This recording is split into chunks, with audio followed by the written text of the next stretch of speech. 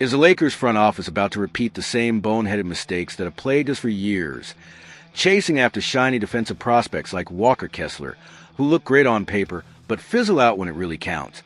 Or is this the desperate overreach that's going to mortgage our future for a guy who's basically Rudy Gobert light without the hardware? No! Wake up and smell the reality check. Trading for Walker Kessler isn't the dream fix for our frontcourt woes. It's a colossal trap, an overhyped gamble on a young big who's already showing cracks in his game. And if Rob Pelinka pulls the trigger on this, we'll be left with a depleted asset cupboard, a still leaky defense, and yet another season of what-ifs while LeBron James watches his twilight years waste away in mediocrity. Lakers Nation, welcome back to the channel where we don't just nod along to the hype machine. We dismantle it with the kind of raw, unfiltered fire that gets you thinking, debating in the comments, and questioning every move this franchise makes. I'm your host, the passionate analyst who's been calling out the good, the bad, and the downright delusional in purple and gold since the days when Kobe was dropping 81, and we actually built rosters at one rings. And today, we're tearing into the latest rumor that's got the NBA Twitterverse in a frenzy. Reports surfacing in the last 72 hours that the Los Angeles Lakers are eyeing Utah Jazz center Walker Kessler as a so-called center dos Sanjos to finally solve our long-standing frontcourt crisis. This buzz, fueled by insiders and analysts painting Kessler as the elite rim protector who could anchor our defense for years, comes amid our frustrating 2-2 start to the 2025-26 season, where injuries like LeBron James's nagging sciatica have exposed our interior vulnerabilities once again. Opponents are feasting in the paint to the tune of 52 points per game, and our defensive rating sits at a middling 112, leaving us scrambling for answers.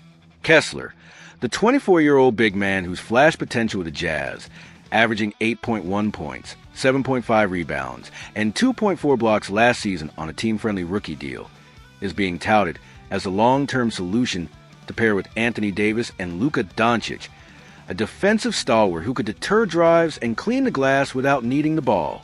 The Jazz, deep in rebuild mode and focused on accumulating assets, might be open to dealing him, but the price tag, likely involving young talents like Dalton Connect and multiple first-round picks, has sparked a firestorm of debate. Analysts are gushing that he's the archetypo du center moderno, a high-upside anchor who could transform our Garofeo for the next decade.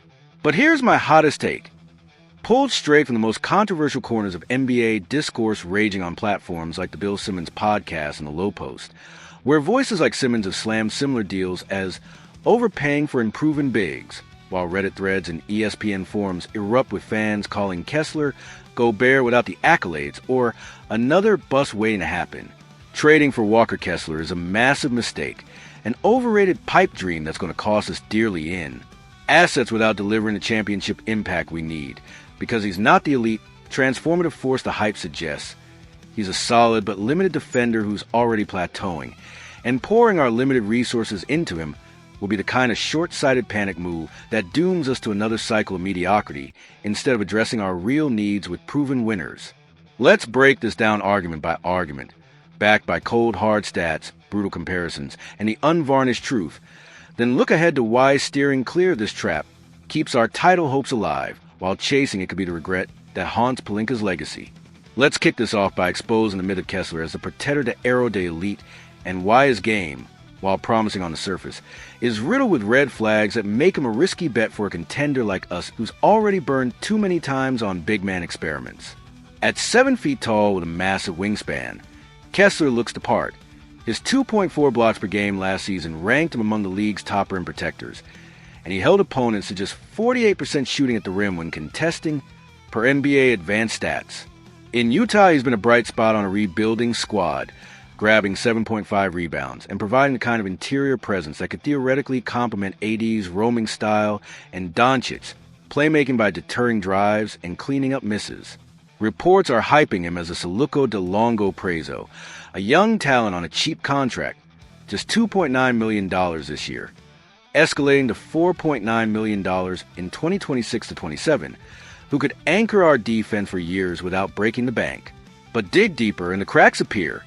Kessler's defensive impact is inflated by playing on a bad Jazz team where he faces lower quality shots.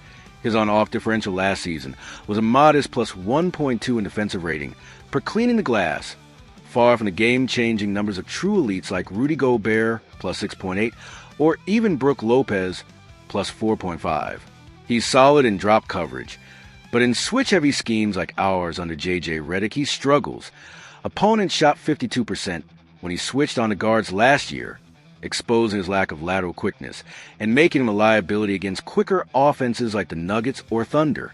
Offensively, he's a non-factor, averaging just 8.1 points on limited touches, with no perimeter game, 0% from three on minimal attempts, and a free throw percentage of 60% that screams hack-a-shack vulnerability in playoffs.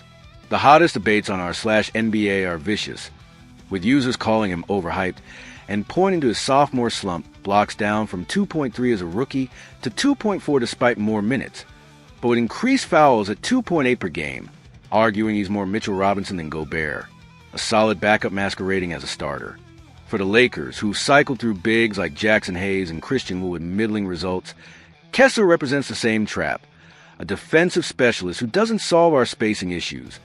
Our three-point defense ranks 20th early on, or provide the offensive gravity to pull defenders away from AD. Comparisons to past flops like the Mo Bamba experiment, hype for blocks but exposed to limited skills, are eerily similar, and pouring assets into him would echo those failures, leaving us with a one-dimensional big who doesn't elevate our stars in the ways that matter for a title run. Building on that, the second major flaw in this rumor is the astronomical price tag that would gut our already thin asset pool, making us a short-sighted overpay for a player who's not worth the hype, and leaving us vulnerable in a league where draft capital is king for sustained contention. The Jazz aren't dummies. They see Kessler as a core piece in their rebuild, with his youth and cheap deal making him a building block alongside Lauri Markkanen and young guards. Reports indicate they demand a hefty return.